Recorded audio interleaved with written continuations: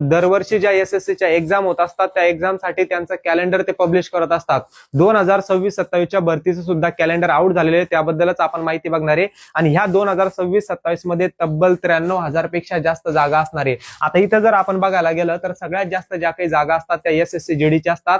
यामध्ये वेगवेगळ्या पोस्ट असणारे, एमटीएस झालं, सीएचएसएल झालं, सीजीएल झालं, दिल्ली पोलीस झालं, वेगवेगळ्या पदांसाठी वेगवेगळ्या व्हॅकन्सी येत असतात.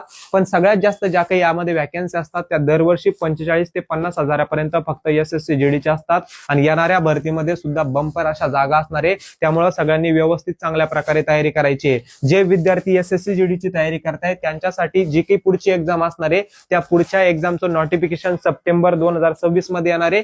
एक्झाम तिथून पुढे 2 ते 3 महिन्यानं होत आहे, म्हणून चांगल्या प्रकारे त्या वेळेचा सदुपयोग करायचा आहे, चांगला अभ्यास करायचा आहे, चांगलं नियोजन करून त्या प्रकारे तयारी करायची आहे.